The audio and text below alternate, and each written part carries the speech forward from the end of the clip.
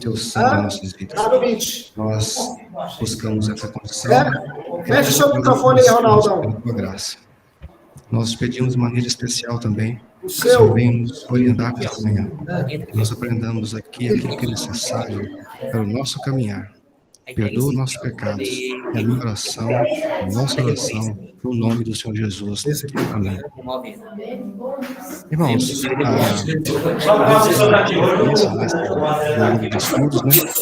Número 7, o velho humanismo. Eu estava no meu trabalho domingo passado, acompanhando o pastor Rui, falando sobre a questão do hedonismo.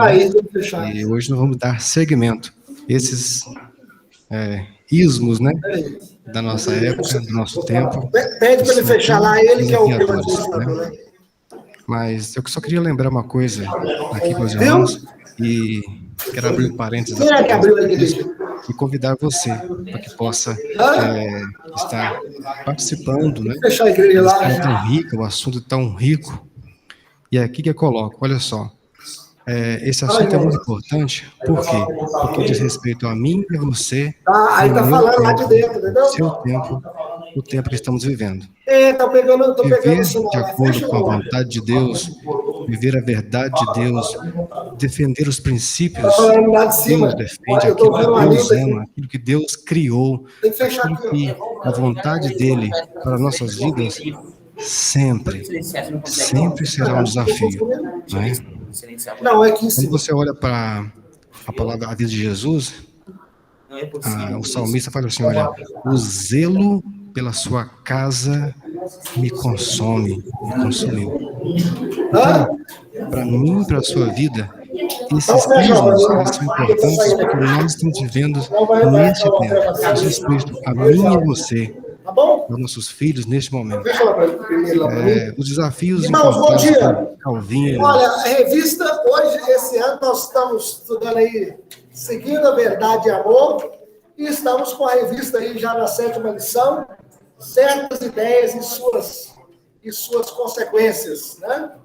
Então, é o que nós estamos estudando, a lição agora é 7, o velho humanismo, né? E nós iremos explicar uma coisa, eu gostaria que a gente tivesse interação. Eu possibilitei uma chave aqui, já fechou aqui, desculpa, aí tá bom agora, tá bom? E aí eu vou fazer uma apresentação, meus irmãos, que vai ficar gravado aí depois a gente compartilha aí o que for, o que ficar aqui, viu, o Denis, né? Aí fica aí. Então vamos abrir a palavra de Deus, e agora está tudo bacana aqui, não está saindo outro som, não. Vamos abrir em Gênesis, capítulo 4. Perdeu os óculos aí, né? Gênesis 4, versículo 8 até o versículo 16. Todos acharam? Cada um lê um versículo aí, vamos ler um versículo. Diz assim: Disse Caim a Abel, seu irmão, vamos ao campo. Estando eles no campo, sucedeu que se levantou Caim contra Abel, seu irmão, e o matou. Verso 9, olha aí. Disse o Senhor a Caim: Onde está Abel, teu irmão? Ele respondeu: Não sei. Acaso sou eu o tutor do meu irmão? E disse Deus: Que fizeste? A voz do sangue de teu irmão, grama da terra, viu? Eis agora foi maldito por sobre a terra, cuja boca se abriu para receber de suas mãos o sangue de teu irmão. Quando lavrares o solo, não te dará ele a sua força. Serás gentil e errante pela terra. Então diz Caim ao Senhor: É tamanho o meu castigo que já não posso suportá-lo.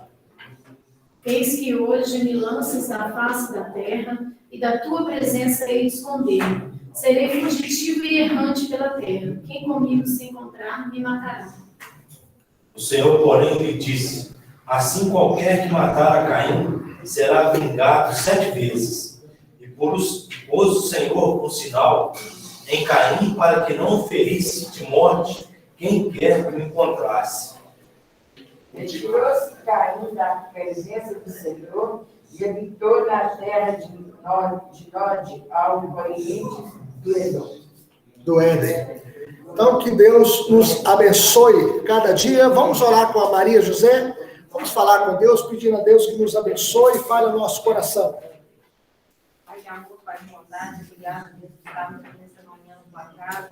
Senhor, possa, Deus, estar entrando nos nossos corações, nos nossos ouvidos, meu Pai, para que nós possamos voltar para o nosso lar cheio da tua palavra, Senhor. Que o Senhor possa estar sempre aqui conosco, Deus, que desenvolver o nosso dia, e que o nosso retorno à vida, Pai, que esse dia seja um dia abençoado, que nós saímos aqui cheios da tua palavra, Pai. Assim, Amém.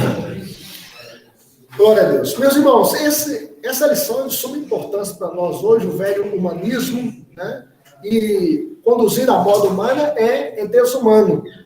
E a gente pode ver a importância do humanismo. Esse humanismo aqui é um humanismo que tem a base no ateísmo, na descrença em Deus, né? Então, o humanismo e suas consequências práticas estão presentes de forma sutil na sociedade e também na igreja. A gente pode perceber isso quando coloca o homem como o centro, né? E não Deus, quando a gente risca Deus da vida da gente. Isso está presente na sociedade, né? Quando as pessoas não levam mais em consideração a Deus, né? E assim como nós temos os ateus teóricos, nós temos também os ateus práticos, né? Aqueles que creem que Deus existe, mas vivem a vida como se Deus não existisse, né? Que deita sem orar, levanta sem orar, anda sem falar com Deus, não leva Deus em consideração, né? Não teme a Deus. Então, o humanismo apela para o desejo de autonomia. O que é autonomia? Nomia é lei, né? Ou seja, você é a própria lei, né? Você é a sua própria lei. Você segue as suas próprias regras. Você segue o seu próprio coração. Então, a autonomia é quando o homem não leva a Deus em consideração e ele se basta. E ele segue o seu próprio desejo. É a valorização do eu, né? Colocando o eu, né? Como o centro da nossa vida. Então, o humanismo gera uma sociedade individualista, né? Quando a pessoa só pensa nela mesma, a pessoa é egoísta e, portanto, desumana. Né? Como se a gente passasse ali, visse um idoso caído no meio da rua, sangrando, e a gente olhasse e não se condoesse, né? E não tentasse levantar o idoso, perguntando o que tinha acontecido, ou tentasse chamar o SAMU para que ele possa ser levado ao hospital. A gente simplesmente passasse e não levasse em consideração uma pessoa moribunda, uma pessoa caída, sangrando no meio da rua. Então, esse humanismo, né, apela para o desejo da autonomia e também leva a gente a viver, né, só seguindo a nossa própria regra, né, e, portanto, desumaniza, né, as nossas relações quando a gente não leva em consideração o próximo. Então, o humanismo gera isso, né, uma sociedade individualista. Não é isso que a Bíblia diz? Se você abrir a sua Bíblia, e olha o que Paulo chega a dizer. 2 Timóteo, né, capítulo 3. Abre a sua Bíblia nesse texto. 2 Timóteo, capítulo 3. Versículo de 1 a 3. Olha o que Paulo chega a dizer.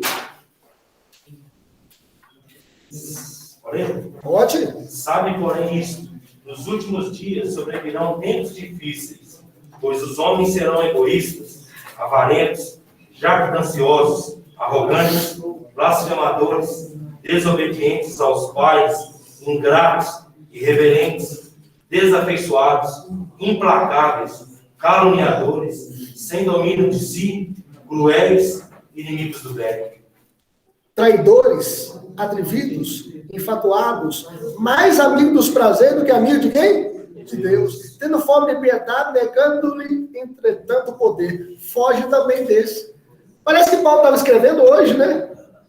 Parece que ele fez uma mensagem escrita no jornal, né, do dia. No estado de Minas. Só que ele escreveu esse texto há quantos anos atrás? Mais de 2000 anos atrás. Quando ele escreveu, olha, sabe, porém, que nos últimos dias sobrevirão tempos difíceis, pois os homens serão egoístas, né? Individualistas. E isso desumaniza, né? Porque os homens tornam arrogantes, blasfemadores, desobedientes aos pais. Então, nós podemos ver, meus irmãos, que o humanismo é baseado no ateísmo. Quando você lê, por exemplo, o Manifesto Humanista Secular, primeiro, né, de 1933, ou seja, no século passado. Então, o que eles afirmam? O universo é autoexistente e incriado. Ou seja, tudo que existe, só existe o universo, não existe nada além dessa caixinha. Não existe o criador do universo, porque ele é incriado. Ele é autoexistente, como se o universo surgisse por si mesmo. Como é que surgiu tudo? Surgiu por uma explosão. Não foi Deus que criou, haja luz e houve luz. Foi o universo que surgiu, né, por uma explosão, né, e surgiu. Antes, o que éramos? Éramos uma ameba. Aí depois somos semelhantes ao macaco, aí o rabo caiu, aí você ficou Homo erectus, e aí você chegou a ser Homo sapiens. Não é assim que é ensinado na escola? Não tem aquela figurinha lá do macaco, aí o homem chegando... É uma aberração, né, velho?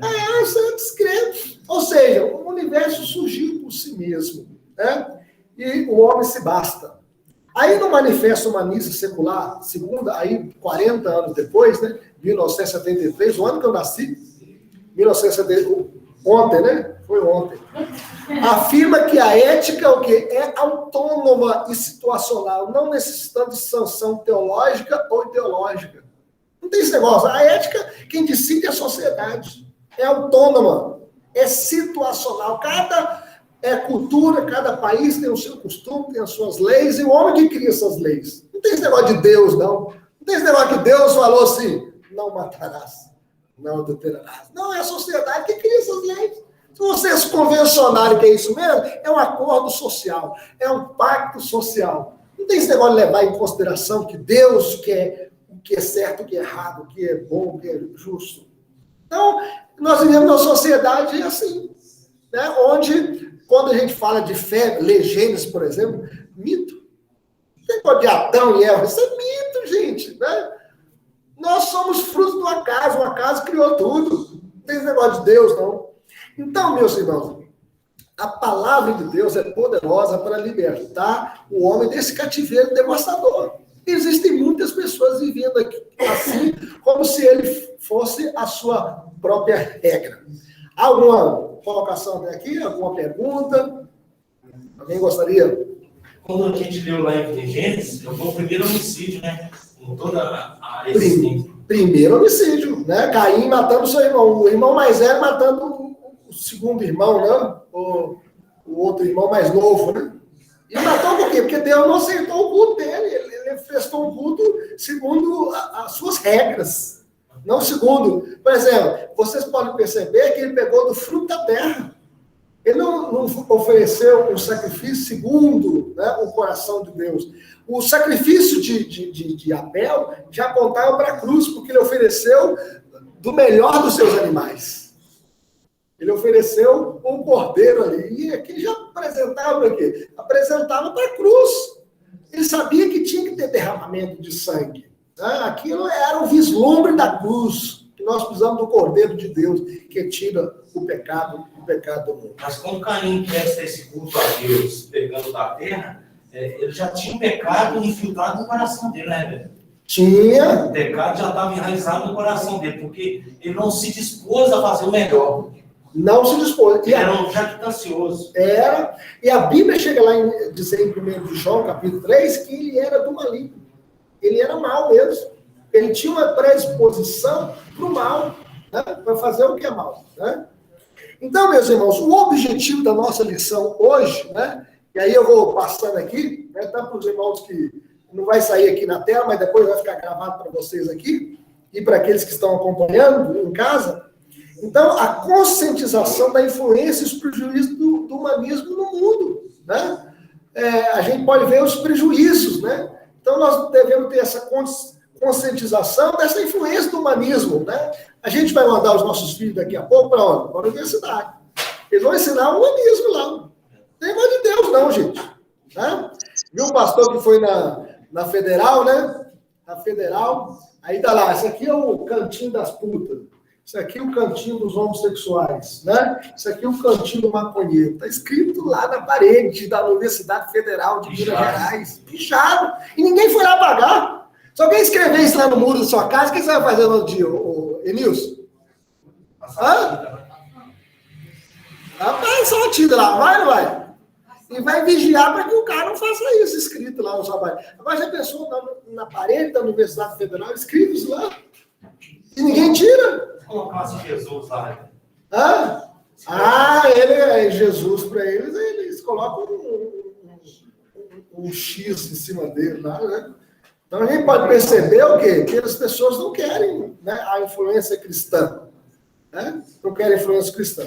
Então, meus irmãos, também a compreensão da importância das escrituras na busca para a correta compreensão do homem. Quem é o homem? Como é que nós vamos saber quem que nós somos? Nós somos fruto do acaso? Nós somos frutos cósmico evolutivo, do processo evolutivo? Ou nós somos a imagem e semelhança de Deus? Então, a Bíblia vai nos dar a compreensão de quem que nós somos. Por exemplo, quando você compra uma lavadeira para sua esposa, já comprou já? Uma máquina de lavar.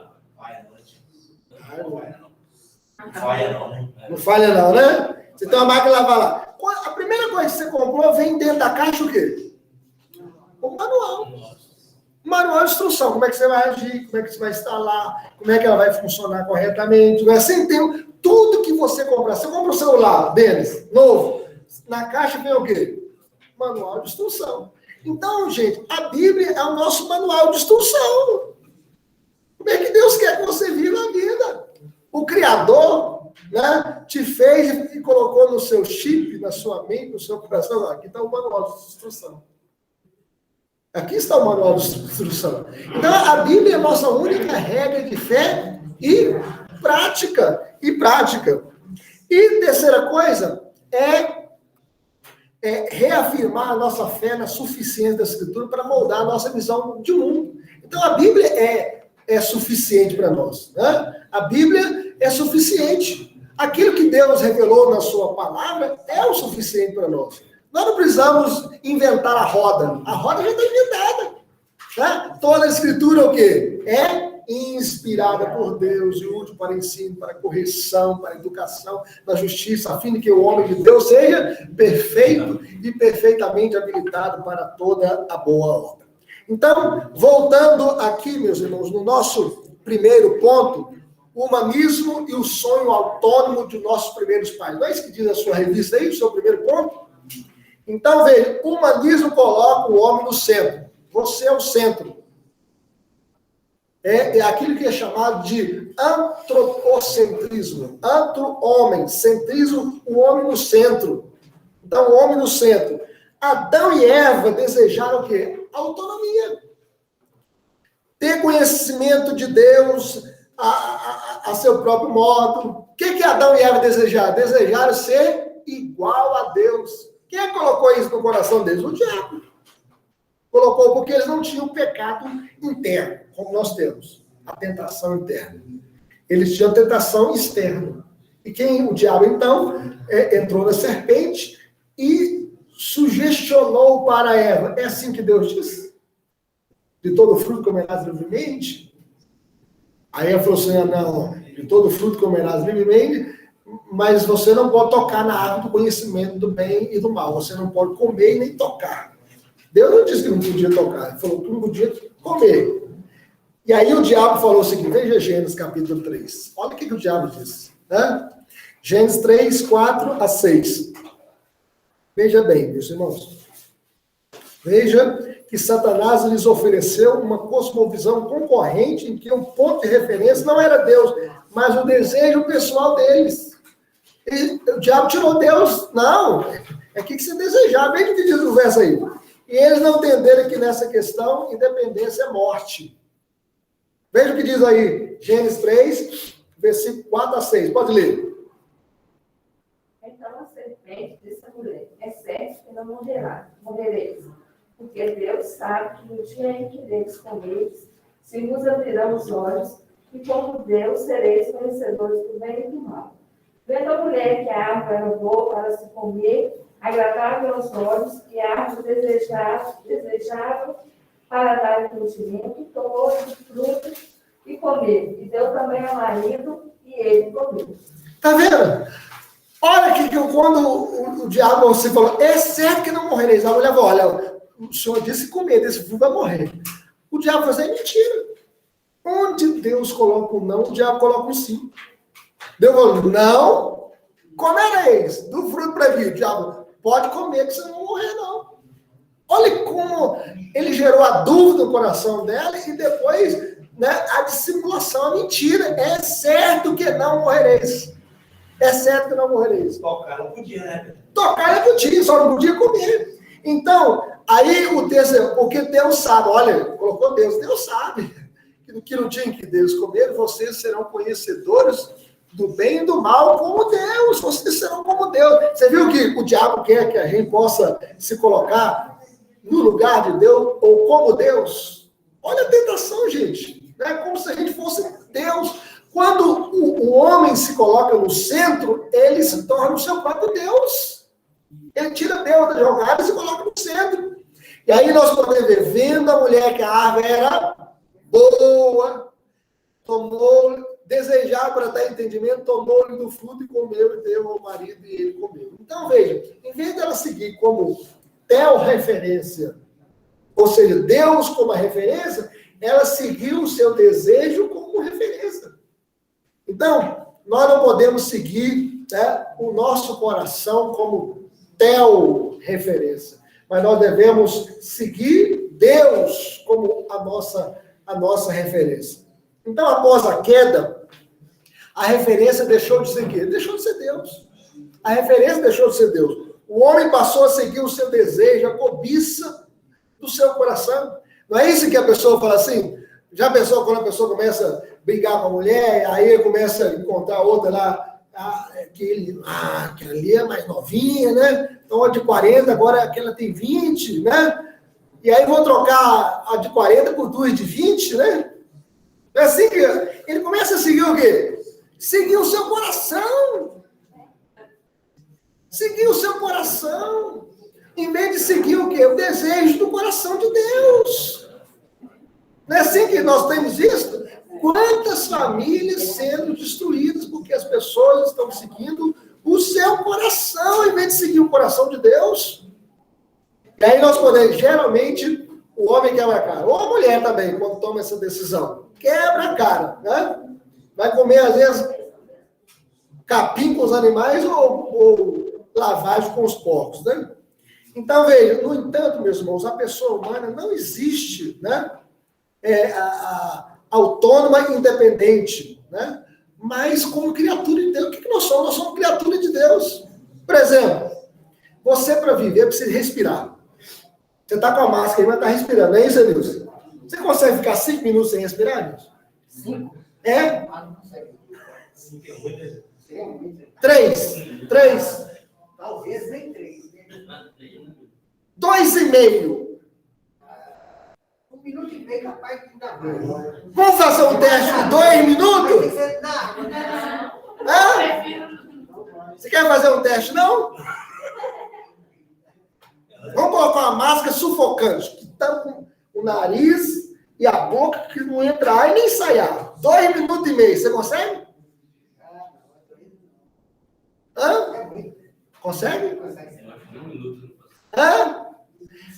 Então, veja bem, gente. Já pensou, a gente consegue ficar 2 minutos sem respirar? 2 minutos, gente.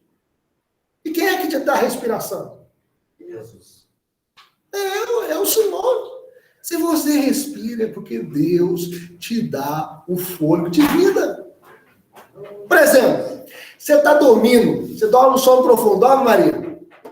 Dorme bem, né? Eu sou muito bom. Então, os meninos deixam, né? 4 meninos, pensando, né? Um já casou. Eu não sou uma pessoa assim de deitar na cama e dormir, que eu igual a pedra. Não guardar. Mas veja bem, quando você está dormindo, você conta as batidas do seu coração? Conta não? Quantas batidas dá o seu coração por minuto? Nem sabe. Hã? Mais ou menos, a gente sabe. Mais ou menos, 80 batidas, né? 80 a 100. A 100 batidas. Mas você conta isso em 1 minuto? Você fica assim a noite toda, ó, meu coração vai bater agora 80. Se não bater, eu tenho que procurar um cardiologista. Você faz isso? Hã? Faz? Gente, se o seu coração está batendo é porque Deus está preservando a sua vida, né? Não é isso? Gente, a gente só está aqui vivo é porque Deus conserva a vida da gente. Como é que o homem é tão petulante e fala assim, não precisa de Deus? Se um dia o coração dele vai parar de bater, o que nós somos, gente? Por exemplo, Sebastião, 100 anos atrás, onde você estava? 100 anos atrás? É. Nem sei, pastor. Você existia? Existia não. Você está quantos anos, Sebastião? 60. 60 anos. 100 anos atrás você não existia. Daqui a 100 anos você vai estar onde, Sebastião? Se Deus quiser, eu ia na glória. Ah, Sebastião, sabe por quê? Porque daqui a 100 anos nenhum de nós vai estar aqui mais. Já pensaram nisso, gente? Daqui a 100 anos não vai ter nenhum de nós aqui mais. O senhor não quer viver sem mim? Não, mas eu já estou com 48. Eu já estou com 48, daqui a 100 anos ninguém está aqui mais não. Não, eu estou falando o seguinte, daqui a 100 anos, eu contar aqui 100 anos, eu vou estar com 148. Isso eu quero. Aí não quer mais não.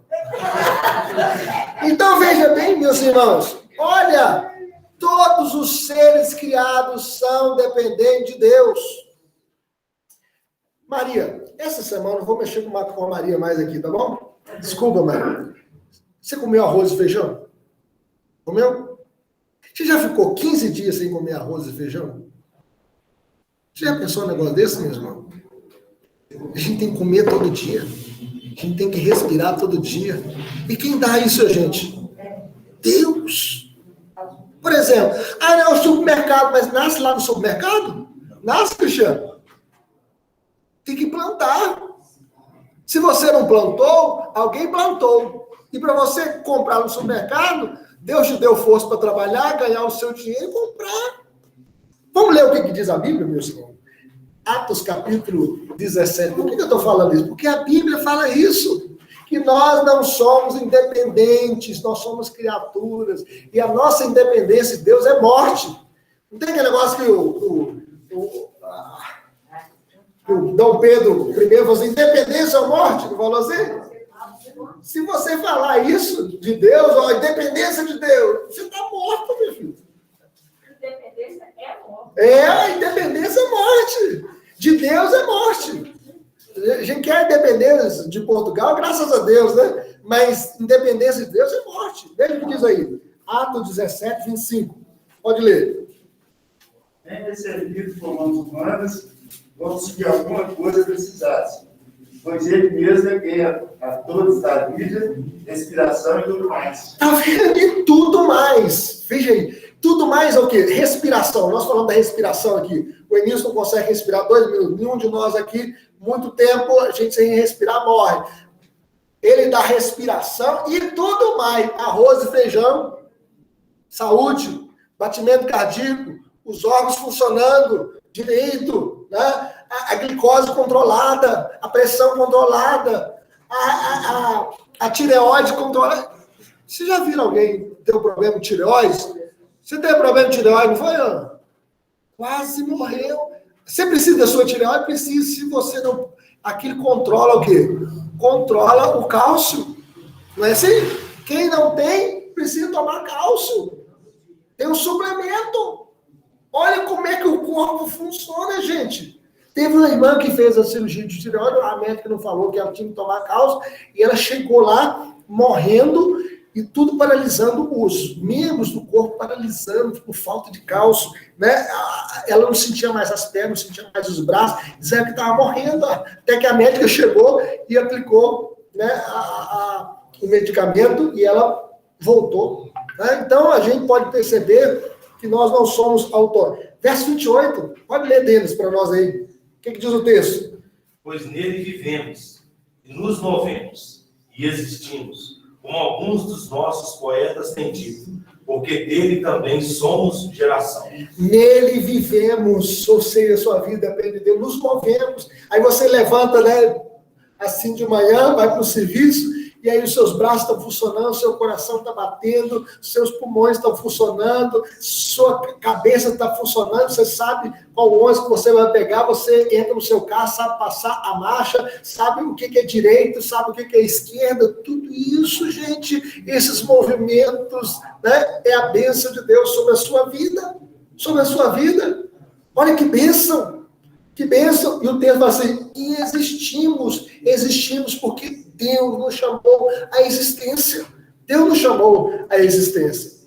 E aí nós podemos ver, em outras palavras, meus irmãos, Paulo está dizendo o seguinte, devemos a nossa respiração a Deus. Cada movimento que fazemos, estamos na dependência de Deus e não podemos levantar um dedo à parte da vontade de Deus.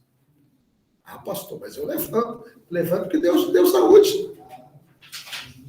Que Deus te deu saúde. Senão, você estava tão travado. Né? Eu visitei a irmã Margarida, né? Ela tomou uma medicação. Eu nunca vi uma medicação tão cara como essa. R$33 mil por mês. Na geladeira leva, fica lá as injeções, né? 2 caixas. Cada caixa 16 mil. 16 mil cada caixa, né? 32 mil. E tem um comprimido que ela toma lá, uma caixa de comprimido que ela toma, R$1.000 por mês. Tudo ganho, porque ela não tem condição de comprar. Isso por quê? Por causa da enfermidade chamada artrite reumatoide soro positivo. Já ouviu falar dessa doença? Uma doença que dói todo o corpo. Dói até o cabelo da cabeça. Vai doendo e vai atrofiando. Né? Vai atrofiando os membros da pessoa. É autoimune. Então, essa medicação que ela toma foi a cura dela, não tem mais dor. Ela tinha umas 5 faxinas no mês, na semana. Agora ela voltou a trabalhar de novo. Né? Está trabalhando menos, né? 3 faxinas só, mas está trabalhando sem dor com essa medicação. Então, que bênção! Então, a partir da queda, meus irmãos, nós vemos o homem que seguir a sua cosmovisão antropocêntrica. Deus pergunta para Caim após assassinar o seu irmão. O que Deus pergunta? Lê para nós aí, Saulo. Gênesis 4:9. Lê para nós, Saulo. Olha o que Deus pergunta para Caim.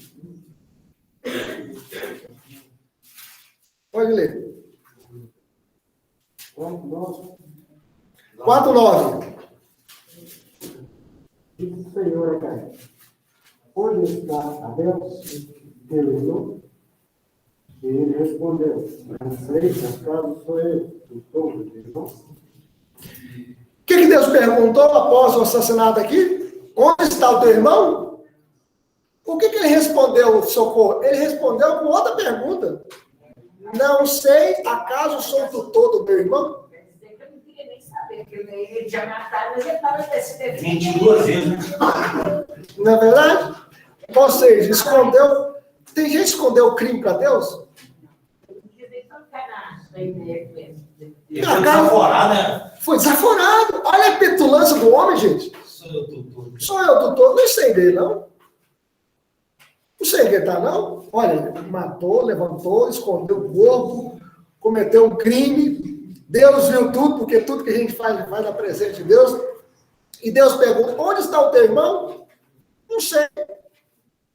Acaso eu sou tutor do meu irmão? Achou que enganar Deus. Olha a petulância, como o ser humano. Então, ele responde com uma outra pergunta. Uma pergunta que ele faz: acaso sou tutor do meu irmão? Uma pergunta hipócrita. Né? Uma pergunta agressiva. E a mesma coisa acontece nos nossos dias agora, né? Tudo que está na palavra de Deus, no início da palavra de Deus, está cumprindo tudo hoje. Quantas pessoas que matam, eles perguntam, eles escondem cadáveres, faz tudo. E onde é que estava? Não sei, eu nem conheço, né? Uhum. Então, a palavra de Deus, ela está se cumprindo cada momento mais. Porque tudo que está em Gênesis está repetindo esse ano, né? Agora nós. Exatamente. Tudo. Tudo. A Deus não se confunde. Nós temos aí a pergunta de alguns entrevistadores aí. Às vezes ele já pergunta o cara com outra pergunta, para ele ficar em dúvida e responder o que ele quer. Mas a Deus ninguém. Né? A Deus ninguém ganha. Então, ele perguntou. Aham. Caso eu doutor pergunta. Então, ele responde com outra pergunta e responde de maneira agressiva, agressiva. Acaso o doutor do meu irmão? Hipócrita, porque ele está mentindo, porque Deus sabe que ele matou e escondeu o corpo, né? E Deus viu tudo aquilo que ele estava fazendo. Então, meus irmãos, esta luta atinge também a nós convertidos. Nós continuamos lutando com a nossa carne. Né? Ela continua em nós. Olha o que diz aí para nós, Romilda, em Gálatas capítulo 5, versículo 16 e 17. Gálatas 5, 16 e 17. Veja o que diz aí o texto para nós. Nós continuamos lutando com a nossa natureza, meus irmãos, que é uma natureza que quer ser autônoma, quer ser rebelde, quer ser egoísta. Veja o que diz aí o texto aí. Porém, notar que o Espírito jamais satisfarei a consciência da carne, porque a carne milita contra o Espírito, e o Espírito contra a carne, porque são opostos entre si, para que não façais o que porventura seja do vosso querer. Tá vendo? Então, a carne milita, né? Milita contra o Espírito. O Espírito contra a carne. Então, nós temos essa luta contra a nossa natureza, né? Para que a gente não possa viver, né, de maneira ímpia, de maneira sem levar Deus em consideração, vivendo para o nosso próprio eu, com a valorização do eu, colocando o eu no centro e tirando Deus da história. Mas o nosso segundo ponto, eu falei a respeito do homem, né? O homem, esse desconhecido. No campo filosófico, meus irmãos, há evidente confissão da ignorância a respeito do homem. Tem um autor que está na revista aí chamado Martin Heidegger. É um alemão, né? Por isso que pronuncia Heidegger. Ele viveu 86 anos, de 1889 a 1976. Ele mencionou a sua ignorância a respeito do homem. E após a queda, o homem tornou-se incompreensível a si mesmo. A pessoa pergunta, quem eu sou? Por que eu estou aqui? De onde eu vim? Para onde eu vou? Nós não fazemos essas perguntas. Quem eu sou? Então, e diante da grandeza de Deus, o salmista também perguntou, quando ele viu, segundo contemplo os teus céus, obra dos teus dedos, que é o homem para que dele te lembres, e o filho do homem para que o visites. Então, Davi também perguntou, que é o homem? Que é o homem? Em outras palavras, qual é a sua essência? Qual é a essência do homem? O que nos distingue de outras criaturas e até mesmo o meu ser interior, do meu corpo? O que é o homem? O que é o homem? Então, para Aristóteles, o homem é um animal político. O homem é um animal racional, ele pensa. Penso, logo existe. Já dizia Descartes, né? Mas a pedra não pensa e existe, né? O banco não pensa e existe.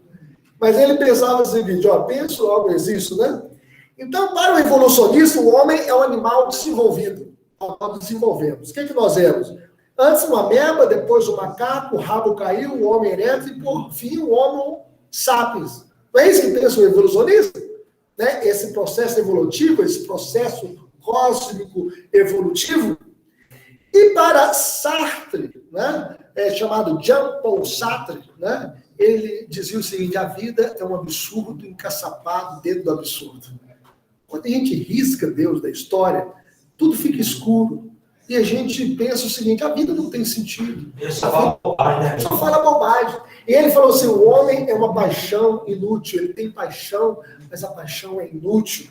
Então, para Sartre, o homem, nascido sem razão, sem propósito, na sua náusea existencial, no seu nojo existencial, na sua angústia em face do absurdo da vida, ele procura o sentido da vida. E ele chega a dizer o seguinte, a existência precede a essência. Na verdade, a essência que precede a existência. A essência que precede a existência. Então, aí nós podemos ver o seguinte, que ele procura sentido da vida, não em Deus, O breve cassino fala assim, qual é o fim principal do homem? O fim principal do homem é glorificar a Deus e gozá-lo para sempre. Mas o existencialista, ele quer dar sentido à sua própria vida. Ele quer buscar um sentido à sua própria vida. Não em Deus, porque Deus não existe para ele. Né? Mas nele mesmo. Então, para ele, para Jean Paul Sartre, Deus é uma invenção humana. Nós inventamos. Não é o homem que é a imagem e semelhança de Deus. É Deus que é a imagem e semelhança do homem. Olha, eles mudam assim, fala isso. Chega a dizer que Deus não existe. No entanto, meus irmãos, nenhuma filosofia é capaz de descrever quem é o homem. O homem não é fruto do processo cósmico evolutivo, antes é uma criação especial de Deus. Você é uma criação especial de Deus. O homem é a imagem e semelhança de Deus. O que significa isso, Irene? O que significa? O homem é a imagem e semelhança de Deus. Hã? Não? Então, vem, o que é o homem, gente? O homem é a imagem e semelhança de Deus significa que o homem representa a Deus. Você representa a Deus na terra. Por exemplo, o sol é a imagem e semelhança de Deus? Não. Só o homem. Só o ser humano, só o homem e a mulher são a imagem e semelhança de Deus. Significa que nós representamos a Deus na criação, junto à criação, e representamos a criação junto a Deus. Junto a Deus. E aqui na São Paulo nós falamos de uma criação especial. Uma criação especial. Veja bem, vocês estão sentados no banco aí, não estão? É por causa dessas coisas. Deus criou o sol, a lua, as estrelas, mas nós, com essa semelhança, ele diz especial, porque o próprio Jesus já estava nesse contexto, né? Criamos um homem à imagem e semelhança. Façamos um homem à nossa imagem e semelhança. Então, o próprio Deus, ele viu coisa que o agradasse, que nós não entendemos. É, exatamente. Deus, outra coisa. Por exemplo, você está sentado no banco aí. Quem é que fez esse banco aí? Marceneiro. O marceneiro, o homem. Não é isso? Pegou a árvore, cortou e fez esse banco. A gente, por exemplo, tem luz elétrica.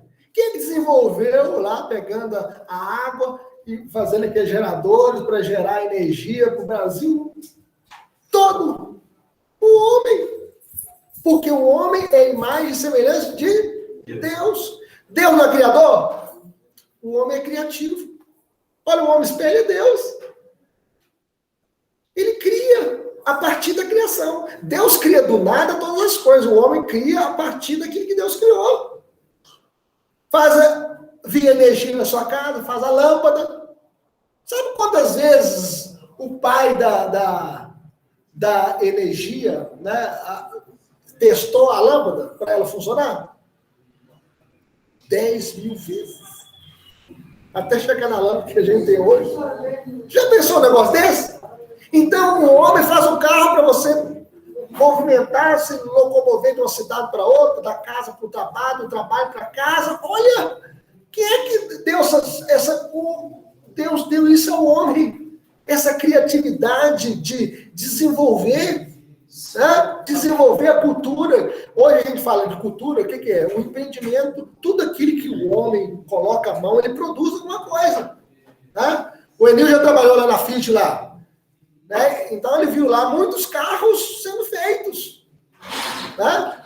E sendo feito aquilo que Deus abençoando esse empreendimento automobilístico. É a mão que Deus colocou. Quando ele fala assim, piscicultura, não é a cultura de criar peixes, né? A gente fala assim, agricultura, não é aquilo que o homem coloca a mão para produzir ali o feijão, o arroz, né? A pecuária, né? O homem desenvolvendo os animais, aí a gente tem carne no supermercado, tem carne nos açougues aí. Então, vem o homem, tudo aquilo que ele coloca a mão, ele produz. Isso significa que o homem representa Deus junto à criação e representa a criação junto a Deus. Pode falar. Também vê que quando Deus tem uma exigência tão grande do homem, ele igual fazer um avião. Então Deus já está tão alto igual. Exatamente. Como é que tanto ferro ali, tanta coisa, subindo nas alturas, né? E com tanta gente dentro, né? Tanta gente dentro. É verdade. Pegando o gancho da dona Geni, o cardiologista, uma das cirurgias que eu acho mais impressionante. Tira o coração para fora. Corta o osso, corta a carne, corta o osso, arranca o coração para fora, coloca o coração de mecânico, mexe o coração aqui, e o coração aqui. O mecânico tá lá. Assim, misericórdia. Aí mexeu no coração, tá pronto. Isso é grosso modo falando. Não, para acreditar. Tira o coração o mecânico, volta o coração de carne, fecha o osso, fecha a carne, não tem tudo. E outra coisa, o homem faz tudo isso e olha para tudo isso e fala assim, não existe Deus? Como assim?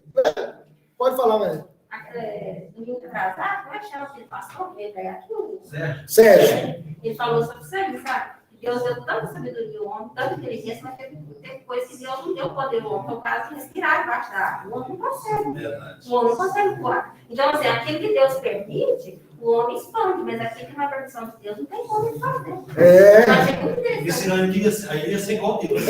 Exatamente. Então nós somos criaturas dependentes de Deus. Se a gente faz alguma coisa, é porque Deus nos deu essa autonomia relativa, entendeu? De agir na força dele. É que a gente precisa dele. Então o que é o homem? Né? O homem é a imagem e semelhança de Deus. Então o homem, meus irmãos, a despeito da queda, revela mais sobre Deus do que toda a criação. O céu não proclama a glória de Deus? Mas o homem revela mais sobre Deus do que toda a criação. Qual a maior prova de existência de Deus? Você mesmo. Você é a maior prova da existência de Deus. É aquilo que o Deus falou, tirar o coração funcionando ali, né? E a intervenção é aí depois coloca o coração de novo, tira, coloca 2, 3 pontos safena ali, para o coração vai ficar desentupido e funcionar novamente. Então, nada além do ser humano foi criado à imagem de Deus. Nada mesmo. O cavalo foi criado à imagem de Deus? Não. O cordeiro? Não. Os bichos vão para o céu? Olha, o céu não. Mas pro novo céu não temos animais, tá bom? O céu não. Tá bom? Quando o animal morre, ele fica na terra, não tem alma. Né? Quem vai para o céu? O crente. O melhor partista do novo céu. Eu amei você dos filhos. Não, eu não gosto. Agora, outra coisa. O animal, o leão, no novo céu, nova terra, vai comer carne, vai comer capim. A Bíblia fala isso lá em Isaías 11, tá bom? Então ele vai ser, em vez de ser carnívoro, vai ser vegetariano. Tá bom? Beleza? E aí vai ofender o homem? Não. A cobra não vai picar o homem, né? Não vai ter mais veneno, né? E os animais não serão agressivos para atacar o homem, né? Isso faz parte desse mundo caído apenas. Tá bom? Vai ser igual no início, então. Exatamente. Vai ser um novo céu e nova terra. E aí, quando Jesus vier, a nova Jerusalém vai descer para o novo céu. Vai ser a cidade, a nova Jerusalém. Então, meus irmãos, sem a palavra de Deus, nenhuma ciência ou arte consegue apresentar um quadro completo do significado da vida, do homem, do tempo e da eternidade. Sabe por quê? Porque quando Deus criou, ele colocou um manual que é a Bíblia. Então, fora da Bíblia, você não vai ter uma cosmovisão correta, né? Somente a cosmovisão cristã tem algo a dizer de modo abrangente e significativo a respeito da totalidade da vida. Qual que é a cosmovisão? Qual que é a grande narrativa da Bíblia? Não tem pincel aqui, né? Tem? Qual que é a grande narrativa da Bíblia? Ah, não sei não, só sei o último. O último, tem aqui. Né? Qual que é a grande narrativa da Bíblia, meus irmãos? Ó, a grande narrativa da Bíblia, ó, criação, queda, redenção e consumação. Essa é a grande narrativa da Bíblia. Olha que coisa linda. Deus criou todas as coisas. E Deus criou tudo perfeito. Aconteceu o quê? A queda. O homem comeu do fruto proibido. Por que tem morte, separação, briga? confusão, tsunami, pandemia, queda, gente. O salário do pecado é a morte. Por um só homem entrou o pecado no mundo, pelo pecado a morte passou a todos os homens, porque todos pecaram. Mas nós queremos, e destituídos estão na glória de Deus. Então, redenção, Jesus veio. Jesus é o Cordeiro de Deus que tira o pecado, com Jesus nos redimiu. Nós temos salvação, nós temos perdão. Mas ainda, o plano de Deus não está completo. Ele nos redimiu, nós temos perdão, nós temos salvação, nós temos nova vida, mas ainda nós temos requisito da queda. É por isso que morremos, é por isso que nós estamos vivendo um mundo ainda caído. Mas nós esperamos aqui a redenção completa, que chamamos de consumação. E aí Deus vai colocar um ponto final em toda a nossa dor. Os mortos em Cristo ressuscitarão primeiro. E nós, os vivos, seremos transformados no abrir e fechar olhos. E quando você morre, Cristiano, o que acontece com você? Você quente. Eu vi uma pregação sobre isso. Isso que eu ia te perguntar. A gente fica, né? Hã? O Espírito fala Deus. O corpo fica na terra, né? O Espírito aqui. O seu corpo vai para o pó, e o seu espírito vai para onde? Vai para a glória. Quando você fecha os seus olhos aqui, você vai direto para o céu. E quem não morreu em Jesus? Hã? Quem não morreu em Jesus? Vai direto para o inferno. Já está condenado? Já está condenado. A alma dele. Então, se meu parente morreu há 10 anos atrás, ele já está queimando o inferno? A alma dele já está no inferno. Nossa. É isso mesmo.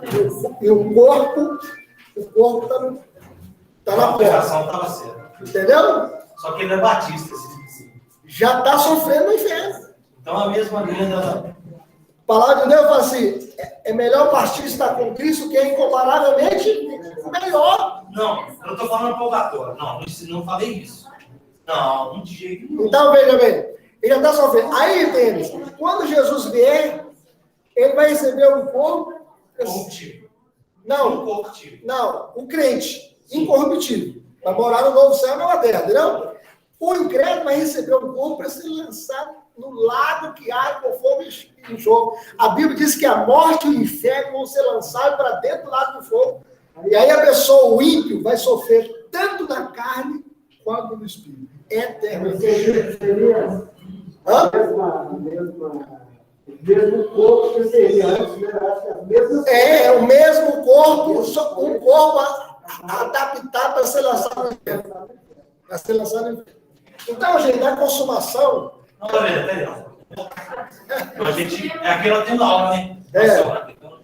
Então, o que acontece? A pessoa que não morreu em Jesus, morreu incrédulo, morreu sem a salvação, há 10 anos atrás, ela está no inferno. Ela está no inferno. Já está no inferno. O espírito dela. Ela está condenada ali no inferno. No inferno. Só que ela não está tendo esse sofrimento. Já está tendo esse sofrimento. Vamos pensar o seguinte, vamos fazer uma ilustração para você entender aqui, irmãos. Só uma ilustração. Por exemplo, quando a pessoa morre sem Cristo, é como o cara roubou aqui na porta da igreja. A polícia está ali na porta, ali na esquina, pega o ladrão. Sim. Prende ele. Sim. Ele vai para onde?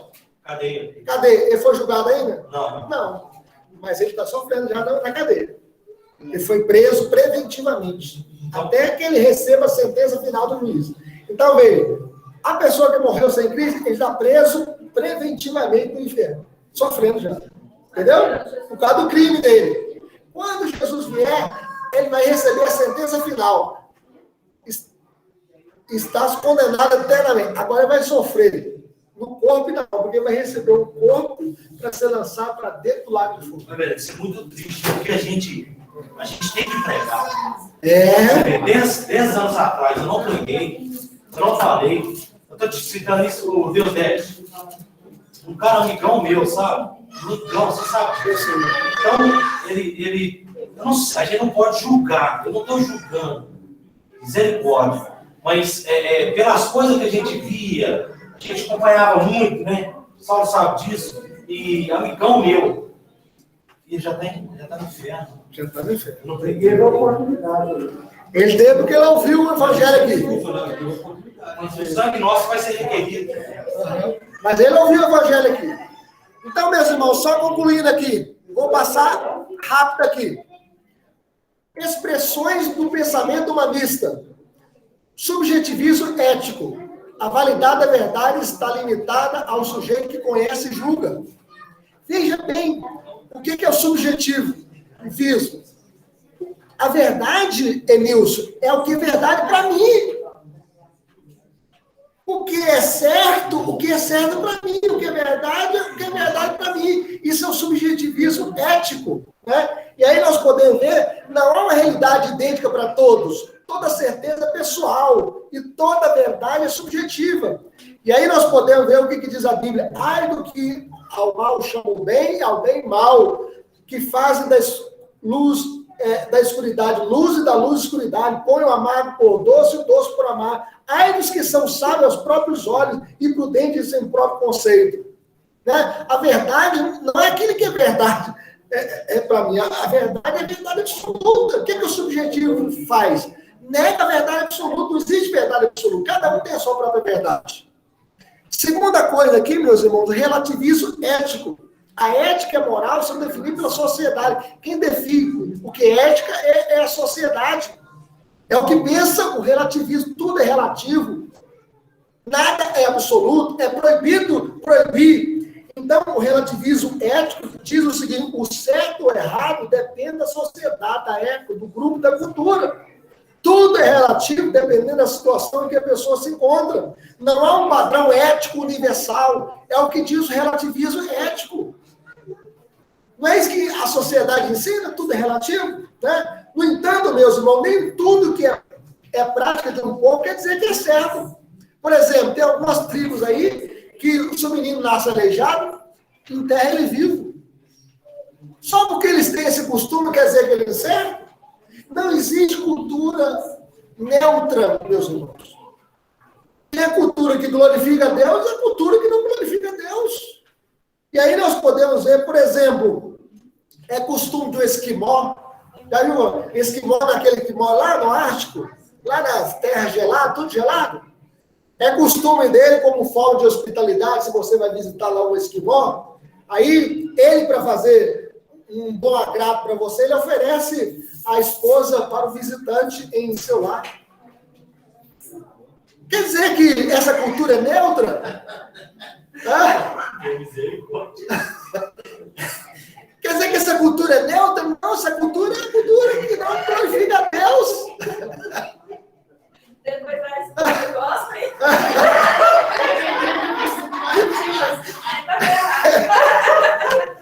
Então, veja, essa cultura não glorifica Deus.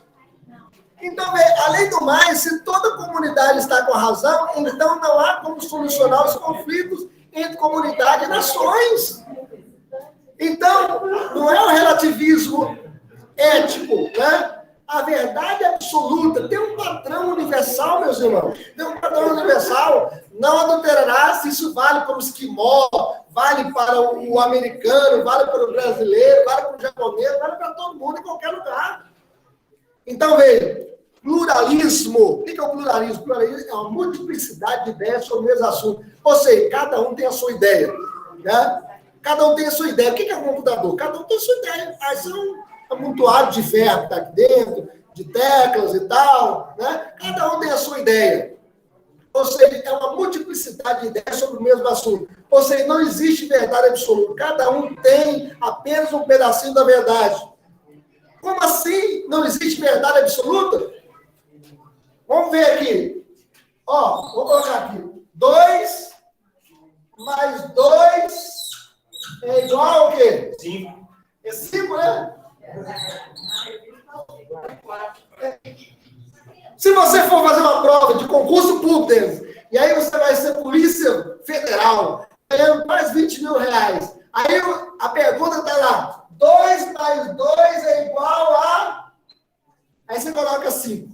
Está lá a resposta, 4, 5, 3, 7. Você vai marcar qual? Hã? Você vai deixar...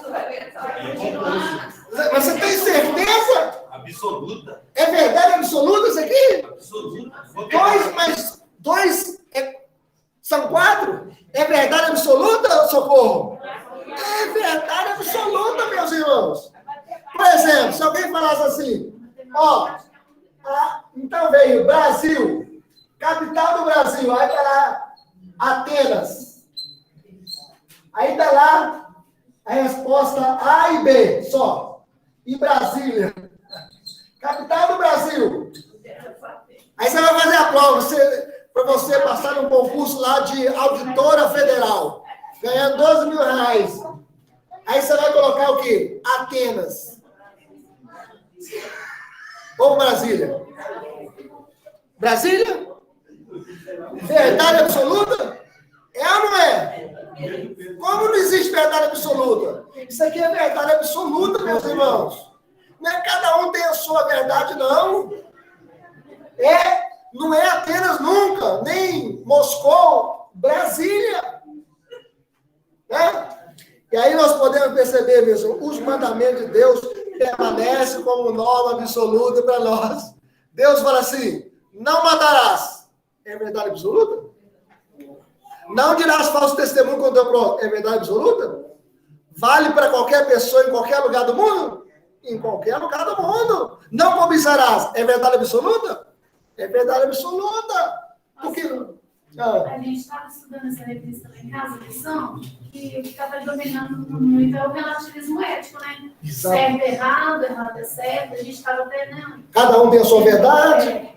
O Sérgio Portela, ele dá uma A palestra gente até sobre isso. procurou alguns. E aí, Sérgio Portela, ele fala assim, que a reverenda Hernandes também fala, compreender é diferente de aceitar. As pessoas podem pensar diferente. Ou seja, o que a sociedade hoje inculca na mente dos nossos filhos, até nas nossas mesmo, não. O que a gente tem que aceitar o homossexualismo e compreender o homossexualismo. Não, você acatar. Tem que compreender, mas não acatar. Exatamente. A gente pode amar o homossexual, mas não aceitar o seu comportamento. É diferente, não é? Por exemplo, a gente pode amar o bêbado? Pode. Agora, quer dizer que não vamos aceitar o comportamento ébrio dele?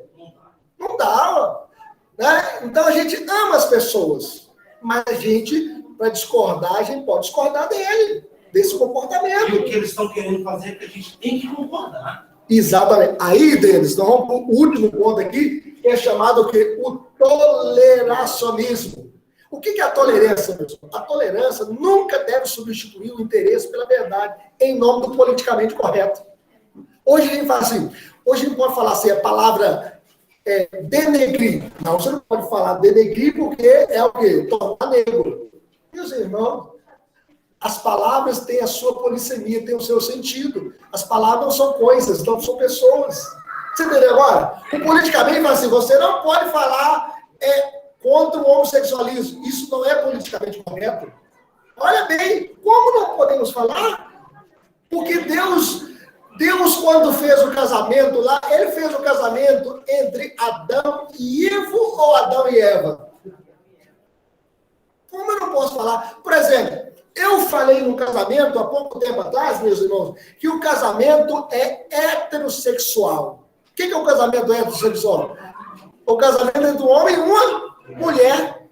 E que todos nós somos frutos de uma relação heterossexual. Somos ou não somos? Nós nascemos de quê? De papai e papai ou mamãe ou pai e mãe? Pai e mãe. Homem e homem gera filhos? Nunca. Mulher e mulher gera filhos? Jamais. Nunca, meus irmãos. Né? Então, nós devemos amar as pessoas, amar os nossos inimigos, mas nós devemos falar a verdade, porque o nosso compromisso é com a verdade. Eu gostaria que você me desse apenas 3 minutos para eu concluir aqui.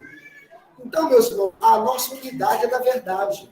Em outras palavras, o chamado cristão é ter compromisso com a verdade, com a tolerância e amor. Em outras palavras, devemos amar as pessoas, contudo, isso não significa que devemos tolerar as suas ideias quando elas afrontam o nome de Cristo e põem em perigo a sua igreja. Nós devemos defender a verdade. Agora, a questão é a seguinte, nós estamos dispostos a morrer pela verdade? Nós estamos dispostos a prezar pela verdade? Né? Todos os caminhos levam a Deus? Se alguém chegar aqui na igreja, o pastor, pregar no culto da noite, todos os caminhos levam a Deus. Você pode ser budista, você pode ser shintoísta, você pode ser islamista, você pode ser macumbeiro, você pode ser idólatra, todos os caminhos levam a Deus. Vocês vão aceitar que isso é verdade, Edilson? Podemos aceitar? E Jesus fala assim, eu sou o quê? O caminho, a verdade e a vida, e ninguém vê o Pai senão por mim. Jesus não diz, eu sou um caminho. Ele diz, eu sou o caminho. E, finalmente, meus irmãos, como viver a nossa humanidade neste mundo caído? Primeira coisa, viver na presença e no centro da vontade de Deus. Viva na presença de Deus. Levante já orando, caminhe orando. Clame ao Senhor pela sua família. Viva na presença de Deus e faça a vontade de Deus. Pois a vida tem sentido sem Deus. Qual é o sentido da vida sem Deus? A nossa independência, meus irmãos, é a nossa morte. Viu, Romildo? Nele vivemos, nos movemos, existimos, somos a imagem semelhante de Deus. Deus é o oleiro e nós somos o quê? O vaso, ele que nos criou. E nos criou, nos deu um manual para viver, que é a palavra dele, a Bíblia, né, para vivermos segundo a sua vontade. Segunda coisa, meus irmãos, aplicação, como viveremos, não permitir que os critérios estranhos à palavra de Deus nos orientem em nossas práticas e decisões. A Bíblia é a nossa única regra de fé e prática. A nossa ética precisa ser pautada pela palavra. O que é certo, o que é errado, vem da palavra de Deus. É Deus que vai te iluminar e vai falar ao seu coração o que é certo e o que é errado. E a Bíblia deve moldar a nossa cosmovisão. O Salmo 103, ou melhor, 11, 3, diz o seguinte: destruídos os fundamentos, o que poderá fazer o homem? Por exemplo, você levantou a sua casa lá começando do telhado? Começou de onde? Do alicerce. Destruídos os fundamentos, o que poderá fazer o homem? Então, se a gente tirar a Bíblia, meus irmãos, que é o nosso fundamento, levanta a sua Bíblia bem alta assim, ó. A Bíblia é o nosso fundamento. A Bíblia é o nosso fundamento.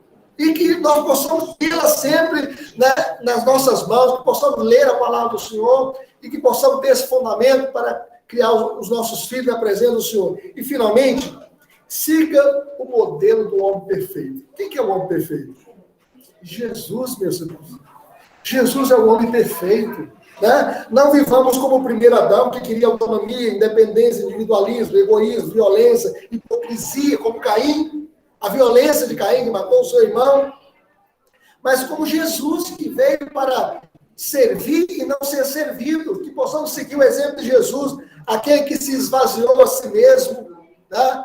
Não julgou com usurpação, ser igual a Deus, aquele que foi obediente e obediente até a morte e morte de cruz, morreu a nossa morte. Esse homem perfeito, que morreu pelos imperfeitos, que buscou a mão de Deus e a mão do homem para fazer a reconciliação, e pelo que Deus exaltou, ele deu um nome que está acima de todo nome, para que todo joelho se dobre, tanto no céu como sobre a terra, e toda língua confesse que Jesus Cristo é Senhor, para a glória de Deus Pai. Vamos seguir esse homem perfeito, seguir o exemplo dele, e saber que ele é o nosso Redentor, o nosso Salvador, que muda a nossa vida, a nossa história. Que Deus nos abençoe. Amém? Vamos colocar em pé? Vamos orar com o nosso irmão presbítero André, né? Ele falou muito hoje, ele vai fazer a oração. Né, André? Vamos orar. Nós agradecemos por essa oportunidade, agradecemos por essa igreja, pelo aprendizado, Deus, que o Senhor tem nos proporcionado até aqui. Obrigado, Deus, porque sabemos que é o Senhor que cuida de nós. E que nós possamos fazer a diferença aqui na face da terra. Amém. Deus, para que nós possamos ser homens e mulheres diferentes diante da tua palavra, e que nós possamos ser sempre conduzidos através da tua palavra. Nos ajude a fazer a diferença. Nos conduza, Deus, a cada dia a aprender mais e mais da tua palavra, para que nós possamos, ó Deus, estar preparados, Deus, para ouvir palavras que nós possamos estar dispostos a falar do teu grande amor. Sim, Jesus. Para aqueles que precisam ouvir a tua palavra, para aqueles que precisam, Deus, ter um conhecimento da tua palavra. Deus, conduza as nossas vidas para melhor servir o Senhor.